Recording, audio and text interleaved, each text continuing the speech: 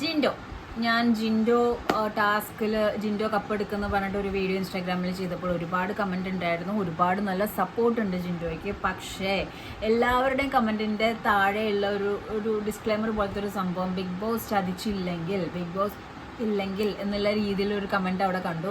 പ്രേക്ഷകരുടെ പൾസോട് കൂടി പോകുന്ന ഒരു പ്രോഗ്രാമാണ്, ഒരു റിയാലിറ്റി ഷോ ആണിത്. ലാലേട്ടൻ വരെ പറയുന്നുണ്ട് സമൂഹത്തിൻ്റെ റിഫ്ലക്ഷനാണ് ബിഗ് ബോസ് എന്ന് പറയുന്ന ഗെയിം ഷോ എന്ന് പറയുന്നത്. അപ്പോൾ പ്രേക്ഷകർക്ക് എന്താണ് ബിഗ് ബോസിന് സംശയമാണോ, ഡൗട്ടാണോ, വിശ്വാസമില്ല? ജിൻഡോയ്ക്ക് കൊടുക്കുന്ന വിശ്വാസത്തിൻ്റെ ഒരു പോയിന്റ് പോലും ആർക്ക് കൊടുക്കുന്നില്ല ബിഗ് ബോസിന്.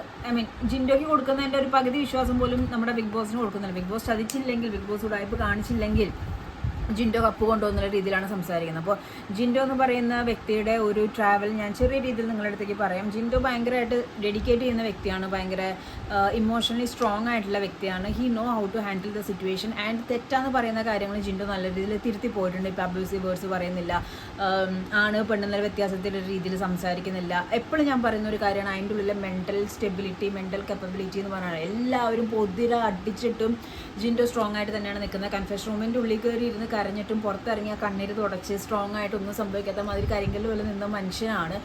എന്നാൽ ഇപ്പം എനിക്ക് കപ്പെടുക്കാൻ കുറച്ച് ദിവസം കൊണ്ടേ ഉള്ളൂ. ജിൻഡോൻ്റെ സീക്വൻസ് വളരെ കുറച്ചാണ് ഷോയിൽ കാണിക്കുന്നതെന്നും അല്ലെങ്കിൽ ലൈവിലും ഏഷ്യാനെറ്റിലും കാണിക്കുന്നതെന്ന് ഞാൻ പറഞ്ഞാൽ നിങ്ങൾ അക്സെപ്റ്റ് ചെയ്യോ ധിക്കരിക്കോ? അതേപോലെ തന്നെ ഏഷ്യാനെറ്റിൻ്റെ പോളിൽ ജിൻഡോ എന്ന് പറയുന്ന വ്യക്തിയുടെ പേര് കാണിക്കുന്നില്ല. വൈ?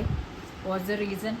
എന്താണ് അവിടെ സംഭവിച്ചുകൊണ്ടിരിക്കുന്നതെന്ന് എനിക്ക് മനസ്സിലാവുന്നില്ല. കാരണം ഈ ഒരു ജേർണി 70 ഡേയ്സ് കഴിഞ്ഞ് ഞാൻ ആൾ ടോട്ടലി സേഫാണ്. കാരണം ഇതിന് മുമ്പത്തെ സീസണിൽ 4th 70 ഡേയ്സ് ആയപ്പോഴേക്കും ഒരു ഫിസിക്കൽ അസോൾട്ട് കാരണം ഒരു കണ്ടസ്റ്റന്റ് പുറത്തായിരിക്കും.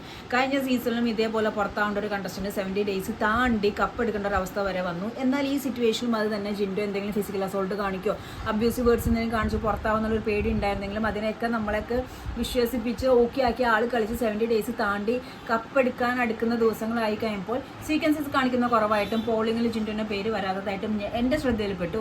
നിങ്ങളുടെ അഭിപ്രായം എന്താ? നിങ്ങൾ കമൻറ്റ് ചെയ്യുക.